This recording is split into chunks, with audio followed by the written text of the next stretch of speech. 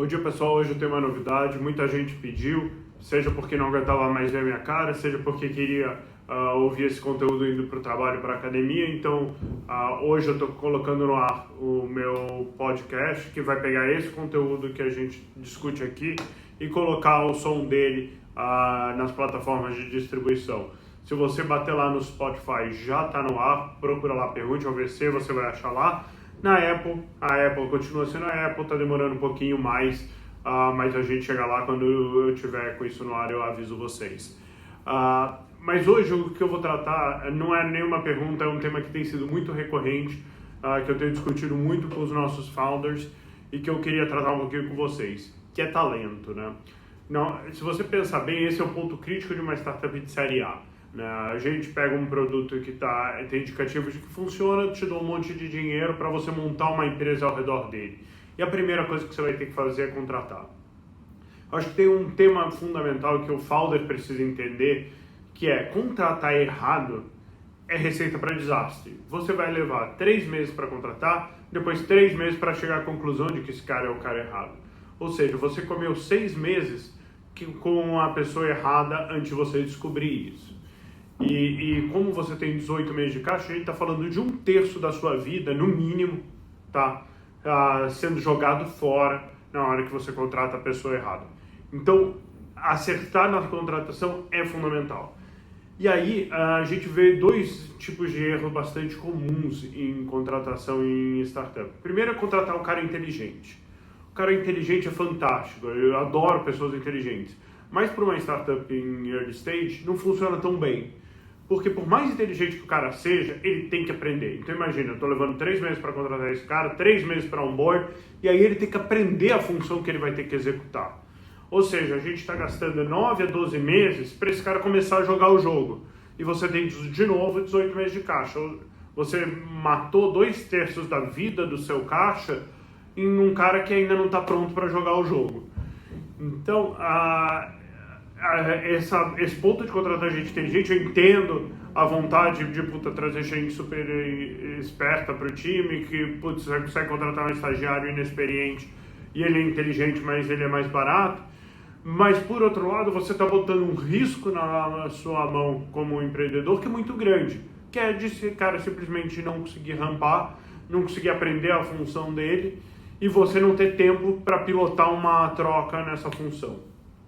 Um outro problema de contratar gente inteligente é que gente inteligente, para aprender, tem que ter alguém que ensine. E se você não tem essa pessoa experiente dentro do seu time, tipicamente a startup ainda não tem, porque o founder pode ser muito bom comercialmente, mas ele não conhece os outros tasks, né? Ele não consegue treinar o cara em outras coisas. Ou então ele pode ser muito bom em produto, mas não conhece de vendas. Ele não vai conseguir treinar um cara de vendas. Então você precisa trazer gente que sabe o que está fazendo, gente que sabe jogar esse jogo. E de preferência eu já teria esses nomes alinhavados antes de levantar o round. Assim, na hora que eu te dou o dinheiro, você já tem ali em 3 meses um time rodando e pronto para executar o que ele tem que fazer durante os próximos 15, né? Antes de você ter que sair para levantar o seu próximo round.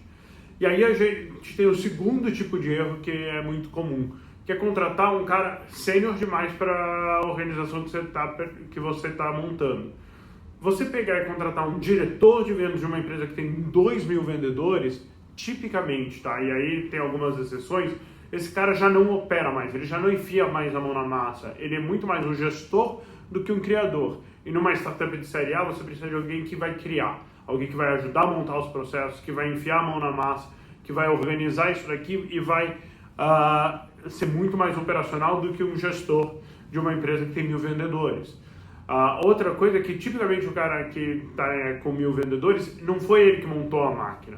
Então a experiência que você precisa, que não é só a experiência de vender, a experiência de montar uma máquina de vendas, esse cara não tem.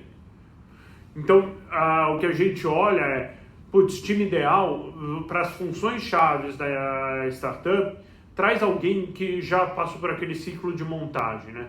É um cara que já montou uma força de venda. Esse é um bom cara para liderar a sua força de venda. Pode ser que na primeira experiência dele ele não tenha sido o diretor, ele tenha sido um gerente que acompanhou a jornada de 2 para 12. Legal. Esse cara viu a montagem de uma máquina, ele entende os conceitos, né? esse cara de repente poderia ser o seu diretor de vendas agora. Mas trazer gente que está muito mais na frente, que está muito num cargo gerencial, para uma startup que tem que montar os processos, que ainda tem que começar a máquina, talvez esse cara seja caro demais, mas principalmente ele não tem experiência de montagem de máquina na velocidade que você precisa para executar isso bem em série A. Então, quando eu penso talento para uma startup, é gente que já fez isso e graças a Deus, né, com os ciclos de saída e a maturidade das startups, esse talento está se tornando agora disponível. Se a gente tivesse essa conversa 5 anos atrás, seria completamente diferente. A gente estaria muito mais focado em trazer gente inteligente que consiga aprender e trazer a experiência de fora para cá. Tá? Mas hoje no Brasil a gente já começa a ter gente que passou pelo ciclo de montagem de vendas, gente que passou pelo ciclo de montagem de produto, gente que passou pelo ciclo de montagem de tecnologia e que está começando a ser liberado aí como talento no mercado. Então, eu pensaria, não pode ser nem inexperiente demais, por mais inteligente que seja, nem sênior demais, porque esse cara não está na pegada de fazer a montagem, de sujar a mão, de criar as máquinas, né? Ele já está numa fase mais avançada e mais cara de manutenção de uma máquina que funciona. Espero que ajude. Segue aí o canal, segue o podcast, vê se faz sentido e se tiver mais dúvida, manda pergunta aqui que a gente vai conversando. Obrigado.